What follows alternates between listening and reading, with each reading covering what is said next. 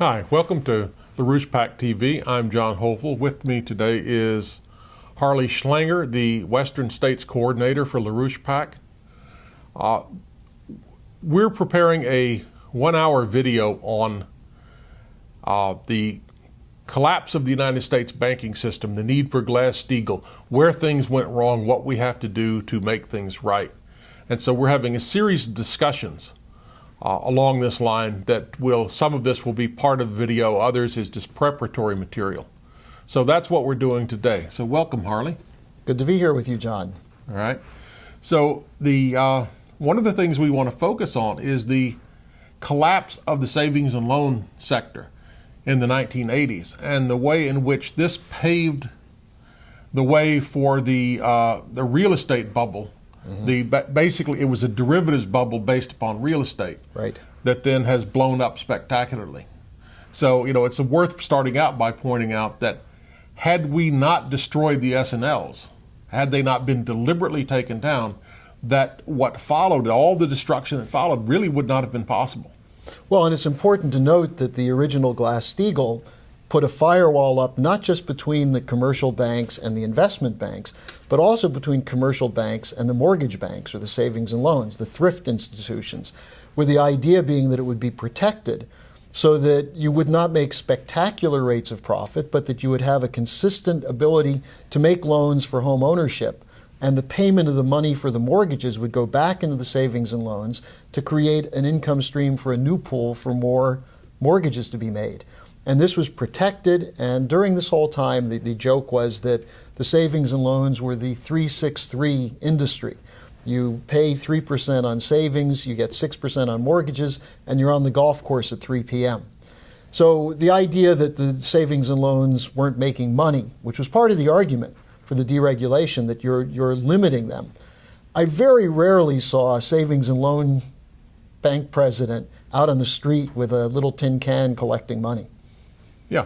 I remember when I was younger, I had an account at a savings loan in Texas, and I went in one day to withdraw some money, and I got a lecture from the clerk on how at a savings and loan, this is not demand deposit, and that you actually are supposed to apply in advance to get your money back. Now, they gave me the money. It wasn't much, but they operated in a completely different way. Well, today, if you go, they'd say they don't have the money.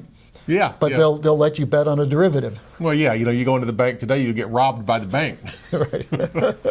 So, but I think the important thing about this is that you and I were there in Texas in the 80s, and we chronicled for the Executive Intelligence Review week by week the bank collapses, the looting that was being done. And the picture, actually, this is something that if you look at it, what we see today with the elimination of Glass-Steagall, you and I were looking at the beginnings of that process with the 1980 deregulation bill and then 1982, the Garn-St. Germain bill, which eliminated the distinction between S&Ls and the commercial banks. You remember we put out this report, the Citibank report, and I'd like your thoughts on the role of Citibank, since Citibank played a big role in this whole process of eliminating Glass-Steagall and building up securitization. Your thoughts on what Citibank was doing back in the early 80s? Well, at this point, Citibank was the largest bank in the United States. And it had a very predatory history. That's fairly obvious, I guess, for a big bank, because that's how they get big. But, Walter Wriston, who was the head of Citibank, who was one of the premier bankers of the day. Yeah. And a key promoter of the idea of the post-industrial economy. Yeah. Why waste money building industry when if you could free it from any kind of investment, you could then have it to make money from money. Yeah. And so you had this whole transformation of the U.S. financial system going on. And so Citi was in the forefront of this. They weren't necessarily the leaders, but they were one of the driving forces behind this. And so, Walter Wriston had made several famous comments, one of which is that sovereign nations don't go bankrupt, which turned out not quite to be the case, and that, you want to go after the S&Ls because that's where the money is. Which was the intent of the 1982 bill, Yes. which did away with virtually every protection of the savings and loan, and then said to the savings and loan boards, you're on your own. You've got to start competing with the commercial banks if you want money to come in to make loans for mortgages. It also opened a little bit of the door for the commercial banks to get into the real estate business. Yeah. I mean, the S&L business was highly regulated, and it had to be, because what was required for that model to work is stable interest rates over long periods of time. If you're going to make 30-year loans at fixed interest rates, you have to know that the interest rates are not going to rise during that 30 years, because if you make a loan at 5% and then interest rates go up to 7%, you're having to pay money for your deposits. The whole thing requires stability. And also, that way you guarantee an income stream with the monthly payments on the mortgage, so that you have more money that you can continue to create loans, so you don't have to create a pyramid or a Ponzi scheme. Yeah. And what was being targeted by this what they called financial modernization, is precisely that kind of stability. Yeah. That you wanted to be able to whipsaw the markets, that you wanted to make money off of movements. Fluctuations are good, because as long as things are moving, you can buy them, you can sell them, you can make money off of it. So the S&Ls had to be destroyed. And what happened is that they were deliberately taken down by these changes in the regulations, which destroyed the stability of the industry. And one of the things I think is important is this idea that, well, it was the corruption of the S&L owners that led to their demise. In fact, it was the S&L owners having to compete with the corruption of the commercial bankers, which caused them to start making loans which were inadvisable. In the same way that, the people who say today, well, it's the borrowers, the people who took out mortgages, who lied, and that's what created the real estate bubble. No, it's the other way around. It all came from the top. You had the bankers who moved into the S&Ls. So you start financing some of the hot money guys moved into S&Ls and took them over. And then they started playing the junk bond markets and speculating, and then they started... That was key, John, because you had Columbia S&L, you had the operation tied to Michael Milken, who said, why let this money sit around like a piggy bank? Which is exactly what you were describing, the teller telling you. Keep the money here so you build something up. Milken's line was, no, let's put it to work. Let's tee up General Motors. Let's take over Revlon, take over RJR Nabisco, and create a speculative pool. And the savings and loans were more liquid because of the protection than the commercial banks. Yeah. And so you had the hot money guys come in, and then they started offering, to attract money, they started offering higher deposit rates. So if you put your money here, we'll give you more money than your local S&L. So the S&Ls couldn't compete with that. And the more money shifted towards the hot money guys, then the traditional S&Ls that wanted to maintain the business had a real dilemma, because either they were losing money the way they were going. They couldn't stay in business. Well, remember, the other thing that happened at the beginning of the 80s was, and it has to be said, Paul Volcker jacked interest rates right up through the roof, and Lyndon LaRouche launched a campaign against Volcker's high interest rates. Because, as you said, if you're paying out or getting in 6% and interest rates are at 20%, how can you stay in business? Yeah. So the S&Ls were destroyed by design, by changes in the laws, which opened up the way for the parasites to move in. And then the parasites moved in, well-funded, through things like the Milken junk bond machine, which, as we have indicated in the past, is tied directly into things like the Morgan and the Rothschild interest. Well, I want to get to this point, because some people look at this thing and they say, well, this was the American banking system. But as we know, in the United States, the deregulation push started under the Carter administration, which was controlled not by any American interests.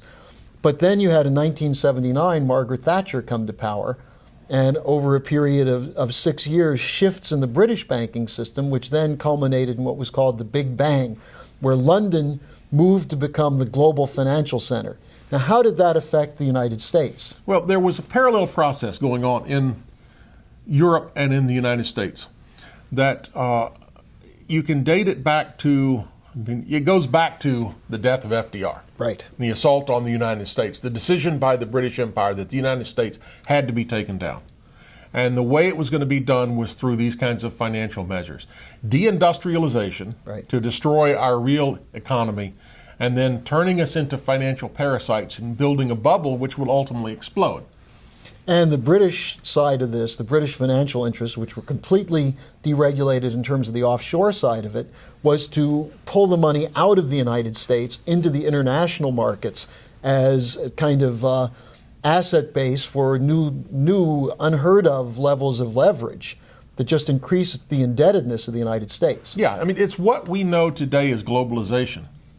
A new form of colonialism. A new form of colonialism. That globalization with the giant cartels. You know, the bankers run the cartels run the world. This is basically a return to the model of the British East India Company. Right. So it's what's presented as modernization is actually going back to something much older. The real modernization was what FDR did. That's right. So you had this... And John, this is important because the argument for doing all this is that we're moving to the new economy because of the speed of computers and national boundaries get in the way. Regulated systems get in the way, and the business model is faster and bigger and no restrictions. And look where that's gotten us. Well, you know what? 2/3, 3/4 of the trading on the New York Stock Exchange is now done by dueling computers who are making trades in milliseconds. You know, there's no economic activity going on. There's just speculation. And who knew that the computers like to play Texas Hold'em with your future money? Yeah, and given what has happened to Texas, you know, Texas Hold'em is not a very smart game.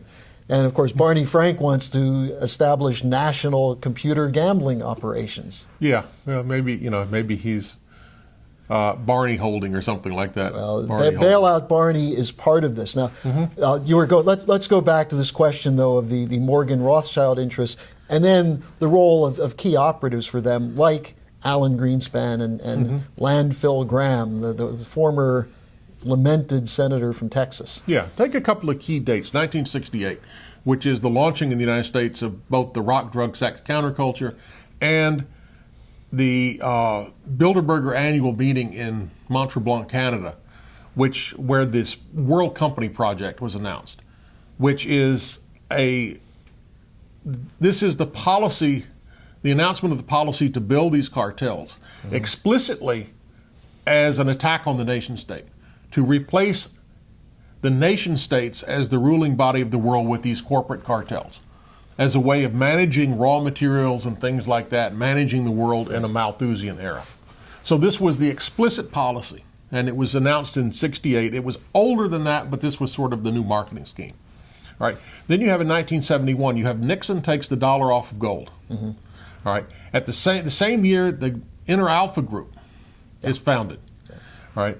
The Inner Alpha Group is designed to take advantage of the speculation on currencies that the end of the Bretton Woods system allows. Because the first implication of the Nixon ending Bretton Woods was that currencies were turned into just another commodity.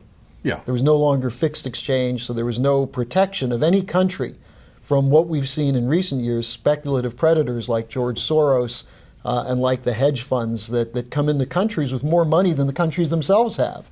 So they can devalue currencies and kill off people overnight. Yeah. Well, you had, the Bretton Woods was broken in 71. Then you had in 73, 74, the Middle East crisis, the first oil hoax, where the spot market was created. And the spot market created a pool of dollars in Europe that could then be used to run financial warfare against the United States. And so the more dollars piled up in Europe, and this got worse after the 1979 oil crisis. And Lynn refers to this as the Anglo-Dutch-Saudi financial interests. Yeah. So you created a huge slush fund of dollars in Europe that could then be used as financial warfare against the United States. And so the United States actually lost control of its own dollar through this process. Yeah. And this is what controls the dollar today. The British Empire controls the dollar, not the United States. Now, meanwhile, in the U.S., you had Felix Rohatyn as the head of Lazard, as the head of the New York Stock Exchange Crisis Committee, beginning to restructure Wall Street. You had this process whereby the old-style merchant bankers were being pushed out, and the new style traders were coming in. This is traders with a D. Yes, but yes. most of them, you could add an I and a T and get rid of the D, and you wouldn't know the difference. Yeah, and so this is the emergence of the securities market, right, which is a major part of this globalization to create markets, securities markets, and everything which can be traded as a control mechanism. Now, John, while this was going on, you remember the propaganda, because I don't remember if you were with me, but at the Texas League of Savings meeting in June 1982, there was a panel where Citibank was explaining to Texas bankers how there was going to be a flow of money from New York and internationally into the Texas banks if they get rid of the interstate restrictions and lift the restrictions between mortgage banks and commercial banks. And we were there with a Citibank report showing that, in fact, they're going to be snookered if they go along with this. And these oh-so-clever Texans who thought they were really on the inside and didn't realize, or didn't want to realize, they thought they were going to get rich. So they didn't want to realize that this was this international takedown of the protection that had been established in 1933 against precisely the same kind of operations in the 1920s. Yeah. The great irony is that this was all sold as if you open up, if you deregulate, the money will flow in. Yeah. And in fact, what happens, the whole purpose of deregulation was to suck the money out into these international financial markets, to build them up, and to make them primary in the world. And the ideological catchphrase is competition, free markets. If we get the government out, or as Phil Gramm would say, get the government off our backs. You get the government out, and then businessmen can trade based on the secrets of the marketplace, and everything self-regulating and will be well. And of course, these poor guys, half of the Texas S&L directors ended up in prison, railroaded, and the liquidity in the savings and loans ended up in the hands of people like Ronald Perlman, one of Milken's monsters, Meshulam Meshuggah-Rickless, people of this sort, the junk bond bandits, who all of a sudden were getting paid by the government and getting tax credits for taking over the liquidity in the S&Ls, and the U.S. government took the debts. Yeah, and the big banks started cherry picking the S&L assets they wanted. So the big banks were absorbing the S&Ls into the banking system, which is precisely what Walter Wriston had identified. And not only did the S&L system collapse in Texas and largely across the nation, but almost all of the Texas banking system collapsed. It was just enormous bloodletting. You remember the charts? You prepared charts for me every week, how many S&Ls were going under and how many were still left. And this was paralleled by the collapse of the rig count, because they were destroying the oil, the U.S. domestic oil production at the same time by driving the price through the floor. So in Texas in 84, 85, there were, in the city of Houston, 55,000 foreclosures, I believe, in 1984. And this then paved the way for the new financing after 87 with Greenspan's wall of money, and then the all-out assault going again from 84 on, with Greenspan working with J.P. Morgan, I believe, and talking about getting rid of Glass-Steagall so we can open everything up. Yeah, yeah. And so the more you open things up, the more you internationalized everything, the worse it all got, because it was an extractive mechanism. And the physical economy, the productivity of the United States collapsed. Well, it not only collapsed, it was, in terms of infrastructure, there was no investment, as Lyndon LaRouche keeps pointing out, from the mid-'60s onward. There was a net disinvestment in terms of infrastructure. In terms of physical industry, we were told this is the old economy. Let's send it off to some poor, underprivileged nation that would be glad to get our dirty industries, and we could move to the clean technologies of computers, information technology. And this is what the baby boomer generation fell for, hook, line, and sinker. It wasn't just dumb Texas bankers. It was our whole generation which said, you mean we don't have to work to make money? How great is that? All our time can go for rock, sex, and drugs. Yeah. It's the best economy available. Yeah, so by the end of the 1980s, the U.S. economy was bankrupt. And we had begun this shift into derivatives. as the virtualization of the economy. And let's add the key role again of one of the Graham family members, Wendy Graham, who probably also has a Graham-sized brain. Yeah. At the CFTC, deregulating the futures markets to create massive over-the-counter derivatives trade. And what Wendy Graham did at the CFTC was largely pave the way for the creation of Enron, Right. which then gave her a board position. She was on the board of Enron when it collapsed. But Enron is a good example of how this works, because Enron had been kind of a sleepy pipeline company. And so it was taken... Was it called Entex or something like that? It was Houston Natural Gas merged with Internorth. That's right. All right. And so... And I think Lazard was involved in the merger. Yeah, their long-term investment banker was the Lizards. Yeah.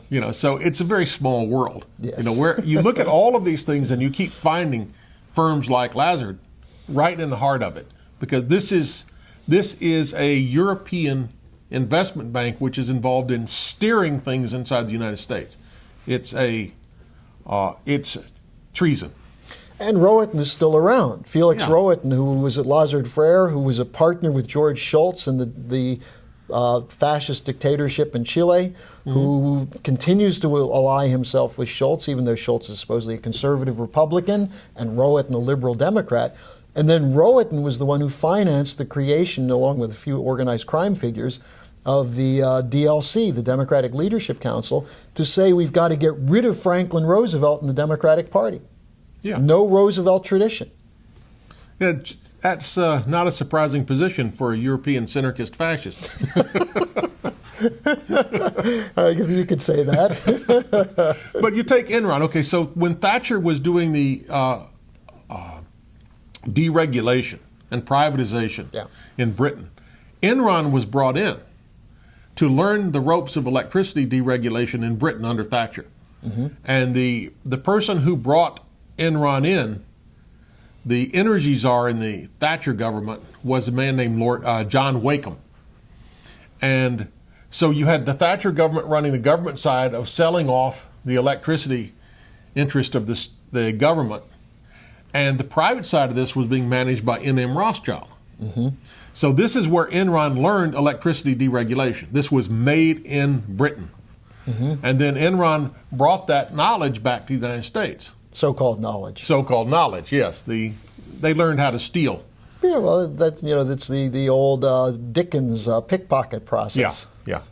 And so then a very interesting thing happened. After Thatcher left office, John Wakeham was promoted to Lord John Wakeham. The British loved their lords. And he became he joined N.M. Rothschild, and he became a director of Enron. So you had a man from N.M. Rothschild on the board of Enron at the point at which it collapsed. This is very definite. So you have the Lazard, Rothschild at Enron. That's what Enron really was. And then, John, I think the final piece in this picture is when Blair came in, the New Labour, and they had Big Bang 2, which preceded the final repeal of Glass-Steagall in 1999, the Graham-Leach-Bliley Act, Phil Graham's lasting contribution to put him in the Hall of Infamy, was his role in getting rid of Glass-Steagall. Well, he did, to give him credit. He did have a career after that. He went on to be a consultant for UBS, which lost more than just about any bank in the world in derivative speculation. Well, who knows BS better than Phil Graham? That's right. He's an expert. So, it's actually a very small world when you look at how this stuff is steered. And this really is the U.S. side of this inner alpha group process. And so what we saw from the ground floor in Texas in the early 80s was really a pilot project, which included the securitization and the real estate bubble. It included the derivative operations, and it included the battering ram to destroy Glass-Steagall and the FDR tradition, and it included right-wing anti-government Republicans like Phil Graham and so-called liberal social democrats like Felix Rohatyn. And so this is what we're facing today in the fight to restore Glass-Steagall. The heirs of this process, the degenerate bailout king Barney Frank from Massachusetts, Harry Reid, Lynn used to say that Phil Gramm taught the snakes to be sidewinders in Texas. Well, Harry Reid did the same thing in Nevada. And then on top of that, the hand-picked president of these speculators and financiers, Barack Hussein Obama, whose role is to finish off the job that Bush and Cheney couldn't do, which is the final destruction of the United States as a sovereign republic. Yeah, I mean, in part you have, during the Bush, up through the Bush era, you still had the illusion that the bubble was growing, that the economy was expanding, we were making money because the derivatives markets were growing, all of this, and so we had this real... And it would trickle down through Wall Street if you had a good investor. Yes, if the people in the big house had more than they could eat, then everybody else on the plantation, including the slaves, would have some crumbs left over. That was our policy. But this whole thing blew up in 2007. And so now you have Obama coming in who's got a different role. His role is to manage the takedown of the United States in this Malthusian worldview. So now we have the greenie policy being pushed. Well, we see the British Petroleum in the Gulf hand in hand with Obama using a catastrophic oil spill. Instead of stopping it, they're using it as an excuse to put up more solar panels and windmills in the United States. Yeah, we're going to have to learn to live with less. This is the beginnings of the imposition of austerity. Crushing austerity on the American population and on the people of the world. Hitler-style austerity, which is why we have the mustache on Barack Obama. Absolutely. Because he grew it. He grew it, yeah. I mean, this is his policy. He can shave it off every day, but it keeps growing back. And it's the only thing that's growing in the United States right now. Yeah. I mean, you see this in the health care bill, which is explicitly modeled on Hitler's health care plan. You see this in the push for sustainable energy and things like that, which means that there's no chance that we can actually build our way out of this mess. Yeah.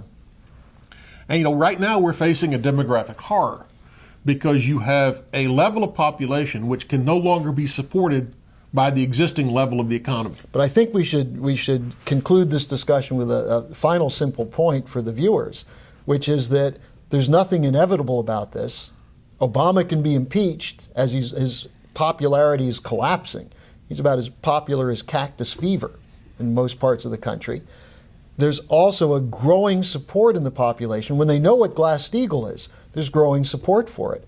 And we have our 3 campaigns with Keisha Rogers in Texas, Summer Shields in California, and Rachel Brown in Massachusetts, gaining in support around the fight for Glass-Steagall.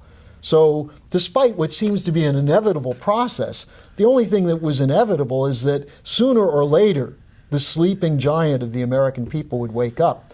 Now the only question is, will they get the right policy when they wake up, or will they go off in different directions and create a chaotic French Revolution-style situation which will play into the hands of our nation's enemies? Yeah, I think of this, the Malaysian monkey trap. Now, you have, the way they catch monkeys in Malaysia is they have a jar with a narrow neck. They put a nut inside of it. The nut will fit in the neck. The monkey sticks his paw in, grabs hold of the nut, and then he can't pull his arm out.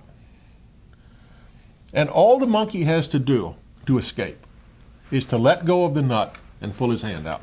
So you're saying we have to let go of the nuts that are running this country? Yeah, we have to let go of our illusions that we have all this money, that we have to admit that this is fictitious capital. We have to admit that our country is headed down the path for destruction, that we don't need to do this.